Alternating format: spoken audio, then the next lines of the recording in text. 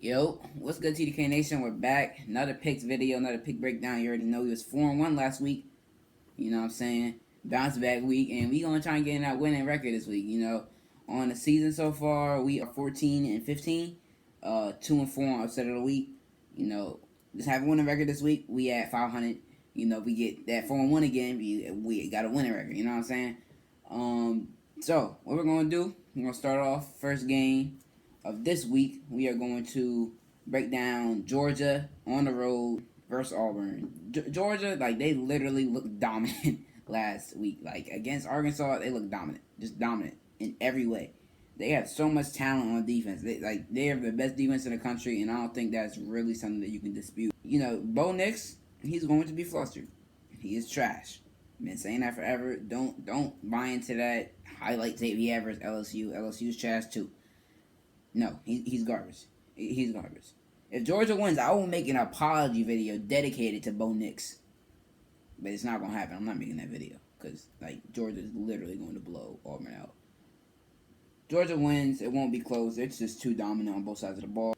Next game, we have Notre Dame on the road in Blacksburg at Virginia Tech. That's going to be a battle. Notre Dame, coming off the loss to Cincinnati last week, which I predicted, by the way. Just saying. It's always tough to go play in Blacksburg. That's where a lot of upsets happen. And VTech, they're a team that we know can pull off upsets. We've seen it earlier in the year with the North Carolina upset. Could see it again this weekend. Kyron Williams, he should go off. I mean, Virginia Tech's a team that averages over 130 rush yards per game, and they haven't been playing anyone all year except for North Carolina. Expect a low-scoring game. That's how Virginia Tech likes to play, and they usually control the pace. Only way that this game is going to be a high-scoring game is if Notre Dame just blows them out early, which I don't see happening. Virginia Tech, they have a good pass defense, so a key for Notre Dame is just to run the ball. Your best player is a running back, Kyron Williams. Use him. Utilize him. Use Kyron Williams in the run game and the short passing game. Let him eat. That's your best chance to win if you're Notre Dame. And I think Notre Dame, next game, Arkansas, Ole Miss.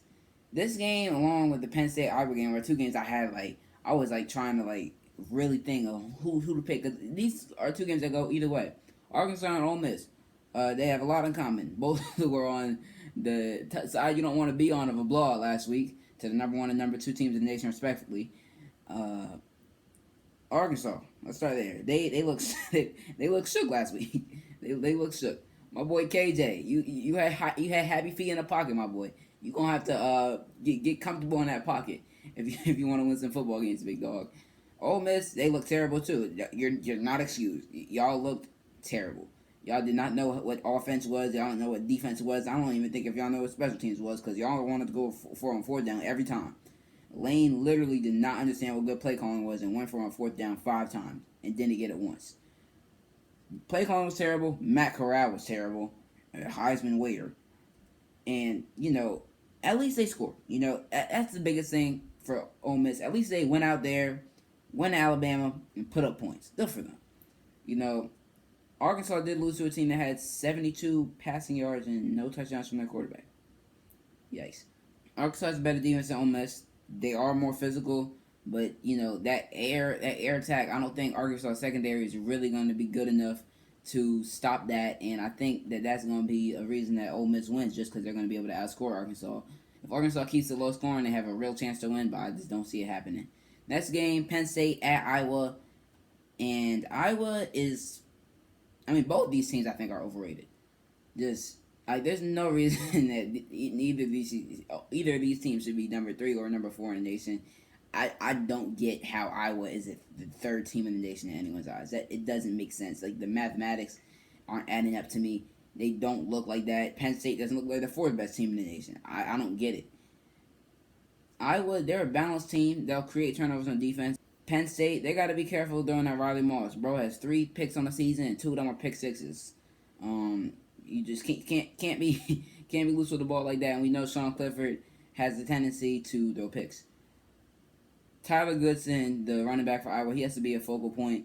You have to lean on somebody in big games like this, especially when a lot of your players get shook when they haven't played in games like this before. But I think Tyler Goodson is definitely going to be a key part of them winning. Just running the ball behind a big old line, just doing what you do best as the Hawkeyes. Penn State, you can't turn the ball over. and Iowa, you can't turn the ball over either. Both teams got to take care of the ball. Noah Cain, Penn State's running back, he's not having a great season. Maybe he'll be able to bounce back this week, hopefully for him. But the biggest thing for him is just being able to contribute in the pass catching game, opening things up for Jahan Dotson up top. I'm gonna go with Penn State in this game though. I think that their offense is more explosive on the perimeter, and they're gonna have more explosive plays. And I think that's gonna lead to them winning. With guys like obviously Jahan Dotson, who we've been talking about, and Keandre Lambert Smith, who's made a lot of plays, a lot of big plays recently in these past few weeks. Upset of the week, we're going with the Red River rivalry. UT over OU. The 21st ranked Longhorns over the 6th ranked Sooners. Now, y'all be like, Isaiah, you saying like Spencer Rattler, he's like that? Yes, he is. He's still good. Like, don't let them chants fool you. He's still a good player. He's still going to be a first-round pick. He's still a great quarterback. But Lincoln Riley ain't using him right. I don't know how he went from using Baker the way he needs to be used, using K1 the way he needs to be used, using Jalen the way he needs to be used. Now we get Spencer Rattler, and he's a strictly pocket QB, even though it's clear that he's mobile. Like, I don't understand when that started, but yeah, Lincoln, you got something to figure out, big dog. Texas, they've looked dominant offensively against everyone so far this season. They've literally put up points against everyone except Arkansas. And Bijan Robinson, he's a serious contender for the Heisman race. Obviously, I think the front runner now is still Bryce Young, but Bijan is definitely closing in. He's second place right now, and I'd say, and he's going to be a big part of them potentially making this upset. Marvin Mims, the star receiver for OU, he has literally averaged 53 yards a game this season. Something needs to be figured out there because he's like I think his dad tweeted something like something needs to change. Something does need to change because your best receiver should not be averaging 53 yards on a Big 12 team. That's just shouldn't be the case, especially not OU, who's known for putting out receivers. So something needs to happen there with Marvin Mims. He needs to get the ball more, just manufacture touches. I don't know what's going on with Lincoln Riley, but you got a lot of adjusting to do, big dog. Because I don't even know why Marvin Mims ain't touching the ball more. Yeah, I already talked about how.